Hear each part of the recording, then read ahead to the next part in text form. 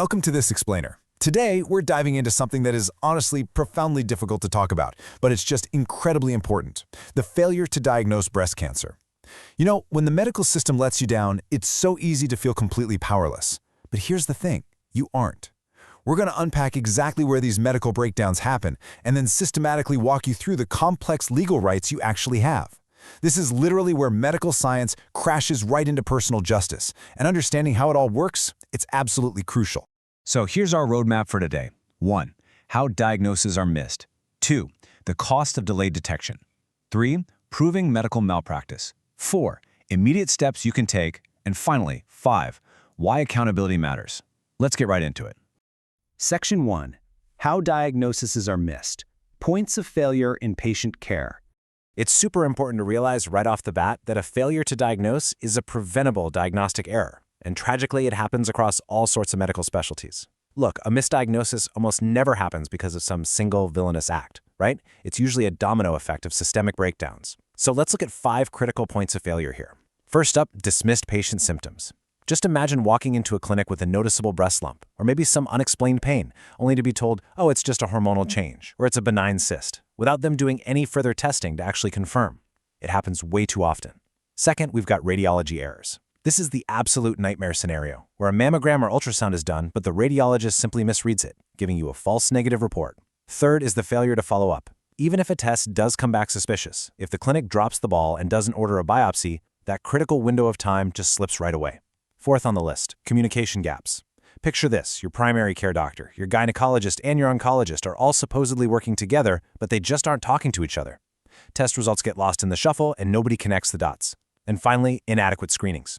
This is when providers totally fail to look at a patient's family history or genetic risk factors, which means those early life-saving screening protocols, they're never even offered in the first place.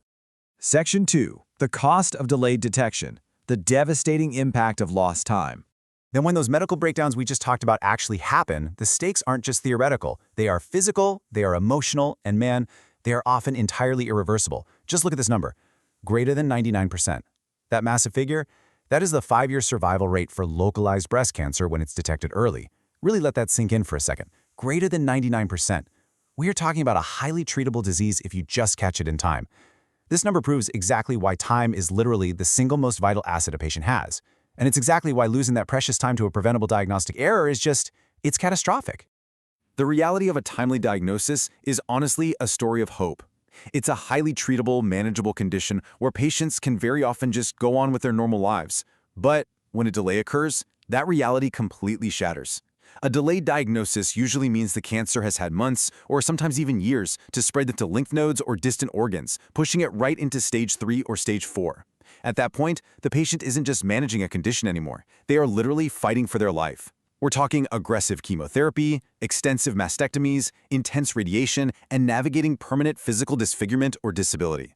And in the absolute most tragic cases, the cancer becomes metastatic and fatal. So you see, a missed opportunity for early detection doesn't just tweak the treatment plan, it completely alters a person's medical destiny. Section 3. Proving legal medical malpractice. The 4 pillars of negligence. We really have to start this section by clearing up a pretty harsh legal truth. Listen closely to this. A tragic medical outcome does not automatically legally equal medical malpractice. I know that's tough to hear. You could have a truly devastating result, a delayed diagnosis, and just immense personal suffering. But to actually have a legal case, an attorney has to prove that actual legal negligence took place. For example, sometimes a really aggressive cancer can pop up out of nowhere right between perfectly scheduled standard of care screenings. That is a terrible, heartbreaking tragedy, but legally speaking, it isn't negligence. To prove malpractice, there are very specific criteria that have to be met. So, let's map out how a bad situation actually builds into a provable legal case in court. There are 4 chronological elements, what we call the 4 pillars, that an attorney must definitively prove, and they all have to connect perfectly. Step 1. A provider-patient relationship existed. Pretty simple. This just means you were officially under their medical care. Step 2 is where things get a bit complex. There was a breach of the standard of care. Now, the standard of care is just what a reasonably prudent medical provider would do under similar circumstances. A breach happens when a doctor deviates from that, like, say, failing to order a biopsy when a patient's symptoms screamingly called for one. Step 3, that specific breach actually caused harm. It's not enough that the doctor just made a mistake. That mistake has to be the direct reason the disease got worse, or why treatment options were taken off the table. And finally, step 4. That harm resulted in measurable damages. This covers the tangible fallout, the physical pain, the emotional trauma, and of course the crushing financial losses from all that extended medical care. You really need all 4 of these pillars standing strong together to prove a malpractice case. On top of all that, your geography actually heavily dictates how these cases proceed. Different states have highly specific, super strict procedural rules. Indiana is actually a prime example of just how complex this can get. Over in Indiana, most medical malpractice cases have to first navigate this administrative medical review panel process before a lawsuit can even set foot in a state court. What that means is a panel of actual healthcare providers reviews the evidence to decide if a breach happened well before a judge or jury ever even sees it.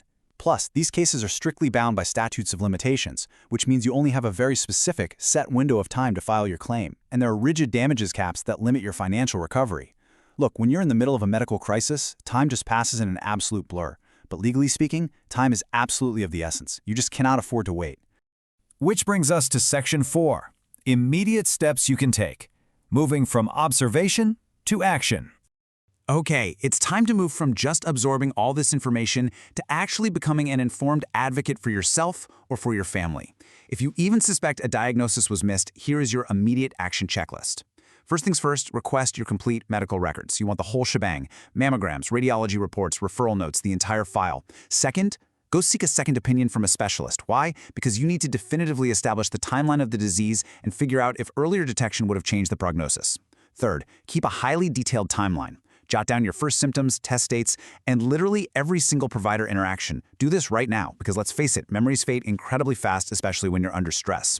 Fourth, speak to an experienced medical malpractice attorney who can actually evaluate your standard of care. And lastly, ask questions. Please do not be afraid to confront your doctors about unexplained delays.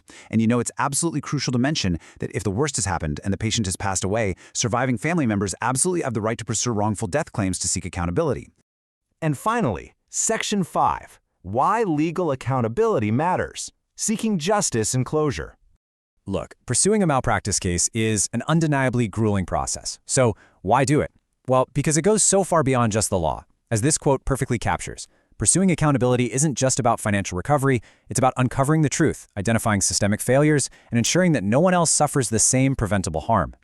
When a family is left dealing with these heavy feelings of betrayal, constantly halted by unanswered questions, taking legal action is very often the only way to uncover the truth of what actually happened behind those closed clinic doors. It gives a really powerful voice to the victim, and it shines a massive spotlight on broken, failing systems. Because ultimately, legal action isn't just some backward-looking punishment. It's a forward-looking shield. Holding negligent providers accountable actually reinforces the standard of care that every single patient deserves. It forces hospitals and clinics to look internally, to tighten up their procedures, and to actually listen closer to the people they're treating. So I want to leave you with this one thought to chew on. If we don't use our legal rights to hold the healthcare system to the highest standard of care today, who is going to protect the patients of tomorrow? Thank you so much for joining this explainer. Stay informed and stay empowered.